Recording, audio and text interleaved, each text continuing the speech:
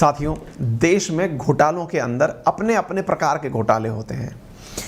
आप जब भी कभी नौकरी करने जाएं तो नौकरी की जो सबसे बड़ी खासियत होती है ना, वो क्या होती है? आप कोई भी कंपनी में नौकरी करें, कहीं भी सरकारी नौकरी करें, सरकारी नौकरी के अंदर कहते हैं कि केवल एक जो सबसे बड़ा सुकून होता है वो ये कि जब आप रिटायर्ड होते हैं तो रिटायर होने पर आपको सरकार पेंशन देती है और साथ में ढेर सारा पैसा देती है। ढेर सारा पैसा और पेंशन, ये दो सबसे बड़े वो आधार हैं जिसकी वजह से आपके घर वालों ने आपको लगातार इतनी रात को भी पढ़ने के लिए बिठा रखा है। वो आपको सरकारी नौकरी के लिए मोटिवेट ही इसलिए कर रहे हैं कि बेटा पढ़ो दबा करके, क्योंकि जब तुम बूढ़े हो जाओगे, हमारी एज में पहुंचोगे, तब तुम्हारे पास पेंशन होना जरूरी है और पैसा मिलना जरूरी है। आप पूछेंगे सर ये बात क्यों बता रहे हो?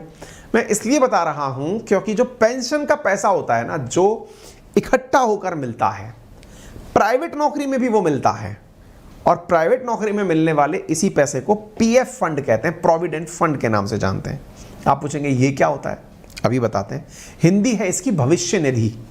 साथियों, जब आप नौकरी कर रहे होते हैं ना, तो आप अपनी नौकरी में से, अपनी तनख्वाह में से कुछ पैसा हर महीने कटवाते हैं। क्यों कटवाते हैं? इसलिए कि साहब जिस दिन मैं रिटायर होऊंगा, इसी पैसे को मुझे आप उस समय मेरी पेंशन के रूप में दे देना, ब्याज समेत मिलाकर के मेरे पैसे को आप लोग पीएफ फंड के रूप में दे देना। आप पूछेंगे अच्छा, क्या सभी लोग इस पैसे को कटवाते हैं? जी नहीं। वो सभी प्राइवेट कंपनी जो अपने यहां 20 से अधिक एम्प्लॉय रखती हैं, वो ईपीएफ के तहत, यानी कि एम्प्लॉय प्रोविडेंट फंड के तहत कर्मचारियों की सैलरी में से पैसा काटने के लिए अधिकृत हैं। उम्मीद है कि आप लोगों को यह बात समझ में आ रही हो। अब ये जो employ provident fund organisation of India है, ये पैसे कैसे काटता है, मैं थोड़ा सा आपको वो बता देता हूं। मान लीजिए कि आपकी बेसिक सैलरी है एक्स रुपीस, अब एक्स हटाइए, मान लीजिए कि 20,000 रुपए आपकी सैलरी है। महंगाई भत्ता, डियरेंस अलाउंस, उसके ऊपर डियरेंस अलाउंस का 12% पीएफ अकाउंट में भेजा जाता है। तो बेसिक सैलरी प्लस डीए यानी महंगाई भत्ता, जितनी महंगाई चल रही है, मान लीजिए 6% के आसपास, तो बेसिक सैलरी के ऊपर आपका डीए मिलाकर के जो पैसा है उसमें से 12% निकाल करके आपके प्रोविडेंट फंड के अंदर भेज दिया जाता है। प्रोविडेंट फंड में जो ये भेजा जाता है ना, इसमें से 3.6% पैसा, 3.67% पैसा तो आपके पीएफ अकाउंट में डाल दिया जाता है और बाकी बचा 8.33% जो धन है वो आपके पेंशन अकाउंट में भेज दिया जाता है, एम्प्लॉय पेंशन स्कीम के तहत भेज दिया जाता है। ठीक है साहब, ये जो पीएफ का पैसा है ये आपके रिटायरमेंट तक सरकार के पास सुरक्षित रहता है और सरकार इसमें अपनी तरफ से ब्याज देती रहती है, टैक्स में राहत देती रहती है। समटाइम्स जब सरकार खुश होती है तो अपनी तरफ से इसमें कुछ धन अपनी तरफ से भी डाल देती है। इस तरह से देश के अंदर प्राइवेट कर्मचारी भी जो हैं वो अपने भविष्य को सुरक्षित रखते हुए पाए जाते हैं। और तो और आप एक कंपनी छोड़ के दूसरी कंपनी में जाते हैं तो आपका ये जो पीएफ अकाउंट है वो एक जगह से दूसरी जगह ट्रांसफर भी हो जाता है, क्योंकि देश के अंदर एक ही जगह पर यह अकाउंट मेंटेन होता है। आप यूं समझिए कि देश के अंदर ये जो ईपीएफओ है, ये दुनिया के अंदर सोशल सिक्योरिटी के लिए बने हुए अकाउंट्स में सबसे बड़ा अकाउंट माना जाता है। यानी यह कहा जाता है कि इससे ज्यादा एम्प्लॉय शायद ही किसी देश के साथ जुड़े हुए हों। इस प्रकार से भारत के अंदर कर्मचारी भविष्य निधि संगठन यानी एम्प्लॉय प्रोविडेंट फंड ऑर्गेनाइजेशन काम करता है। ठीक है, आज हम क्यों पढ़ रहे हैं? हम इसलिए पढ़ रहे हैं, हाल ही में ईपीएफओ के अंदर 1000 करोड़ का स्कैम उजागर हुआ है। आप चिंता ना करें, आप में से कुछ लोग तो इस समय एकदम चिंता में आ गए होंगे, हैं 1000 करोड़ का, कुछ तो इस तरह की चिंता में आ जाएंगे कि मेरा पैसा जो मेरे पीएफ अकाउंट में डला हुआ है कहीं निकल तो नहीं गया है। तो ऐसी स्थिति में वो जो टेंशन आपके मन में आ रही है उसको फिलहाल के लिए तो निकाल दीजिए, क्योंकि सरकार उसकी व्यवस्थाएं कुछ ना कुछ कर लेगी। पहले ये समझिए कि यहां फ्रॉड हुआ क्या है। फ्रॉड का मतलब स्कैम हुआ कैसे है, मैं वो बताता हूं। आज आपके पीएफ अकाउंट में मान लीजिए कि आप एक कर्मचारी हैं और आपके अकाउंट से पैसा कट रहा है लगातार और पीएफ के रूप में ईपीएफओ के अंदर जमा होता जा रहा है। साथियों, प्राइवेट कर्मचारी चाहे वो कोई सी भी कंपनी के हो, वो इस प्रकार के पीएफ अकाउंट्स लेकर मैनेज करते हैं। ऐसे ही एक हवाई जहाज कंपनी हुआ करती थी जिसका नाम था जेट एयरवेज, नाम तो सुना होगा, जो 2019 में बंद हो गई।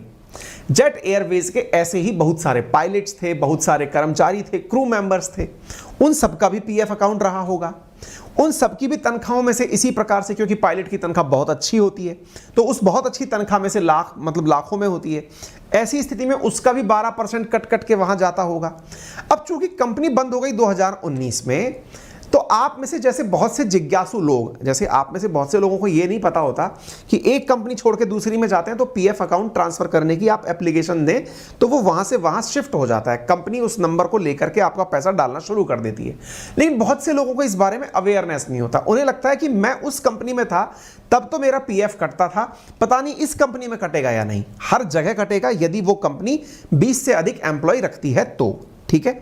अच्छा, तो अब आपके मन में ये डर रहता है पता नहीं मेरा क्या होगा। ऐसे ही जेट एयरवेज जो कंपनी ही बंद हो गई, उसके पायलट्स में, क्रू मेंबर्स में तो ये ज्यादा बड़ी चिंता होगी कि पता नहीं हमारा क्या होगा, हमारा जो पैसा कट गया, इतना % पैसा कट गया। अब उदाहरण मानो कि अगर किसी पायलट की तनख्वाह 10 लाख रुपए है, 1.25 लाख रुपए महीने के हिसाब से उसके पैसे कटे हैं, सोचकर देखो कि उसने कितने साल नौकरी जेट एयरवेज में की होगी, तो बेचारे उसका ही 25-30 लाख रुपया तो पीएफ फंड में जमा हो गया होगा।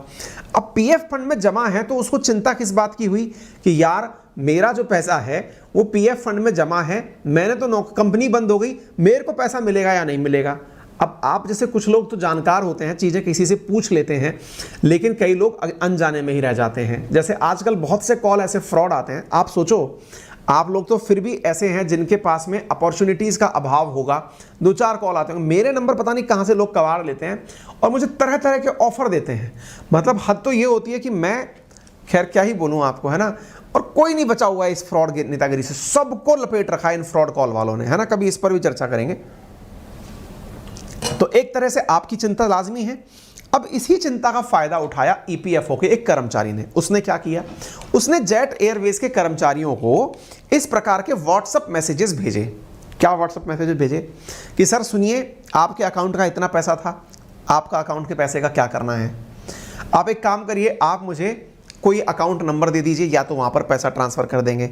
अब ऑब्वियस सी बात है, ईपीएफओ का कोई कर्मचारी है, और ईपीएफओ का कोई कर्मचारी है तो ऐसी स्थिति में उसे अपने पैसे, ईपीएफओ का कोई कर्मचारी तो उसके पास जानकारी तो पूरी है, और जेट एयरवेज के कर्मचारी को लालच है कि मेरा पैसा मिल जाए। दोनों की तरफ बन गई ना।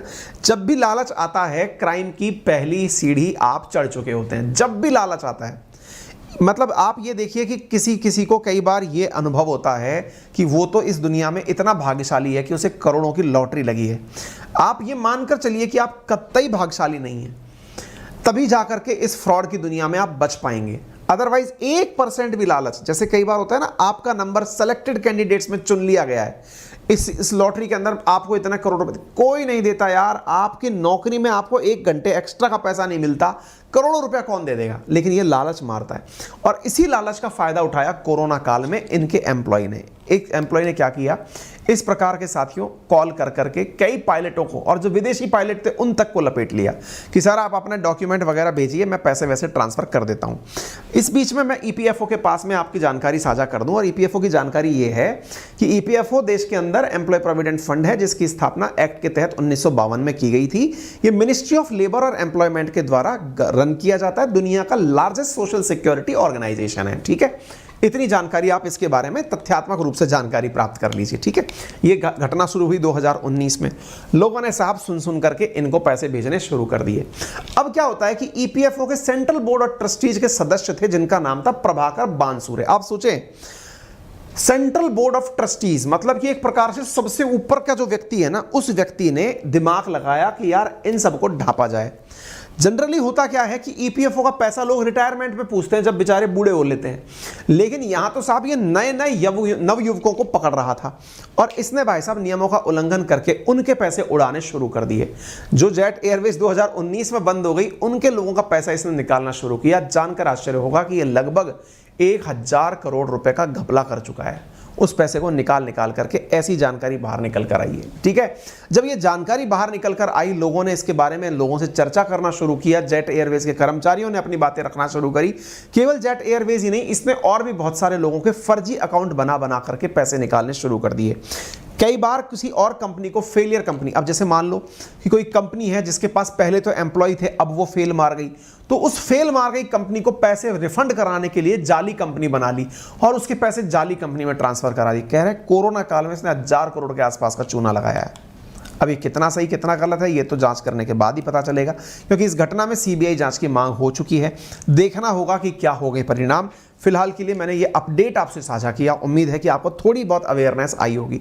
अभी अधूरी अवेयरनेस इसलिए मानकर चलिए इसे, क्योंकि आगे की राह पता नहीं है, किसी को और क्लैरिटी ऑफ थॉट नहीं है। आप अब इस न्यूज़ के बारे में कुछ भी जानकारी मिलेंगी तो उन्हें समझ पाएंगे, देख पाएंगे, मैं ऐसा मानता हूँ। ठीक है, बढ़ते हैं आगे की तरफ। सेशन को लाइक एंड शेयर करते रहिए। इतने हमारे साथ जुड़कर पढ़ना तो यूज़ माय रेफरल कोड अंकित10। इस कंटेंट की पीडीएफ मेरे टेलीग्राम चैनल अंकित अवस्थी सर, जिसके नाम से एक वेरीफाइड अकाउंट है टेलीग्राम पर, उस पर आपको कंटेंट मिल जाएगा। इंपॉर्टेंट जानकारी यहाँ पर प्राप्त कर लीजिए। फिलहाल के लिए आप लोगों के लिए जो यूपीएससी और एसएससी कैटेगरी है, यहाँ पर जो 20% का अनलॉक 20 ऑफर चल रहा था, इसे 31 तारीख तक बढ़ा दिया गया है। 29 से लेकर 31 तक बढ़ाया गया है। यदि आप में से अगर अभी तक कोई सब्सक्रिप्शन नहीं लिया है तो इस सब्सक्रिप्शन को एक्सेस कर सकता है। सेम इसी तरह एसएससी कैटेगरी के अंदर भी इसका समय बढ़ाया गया है। आप यहाँ पर 30% तक का डिस्काउंट प्राप्त कर रहे हैं। 31 अगस्त तक आप इसे एक्सेस कर सकते हैं, यानी अनलॉक 20 का लाभ ले सकते हैं।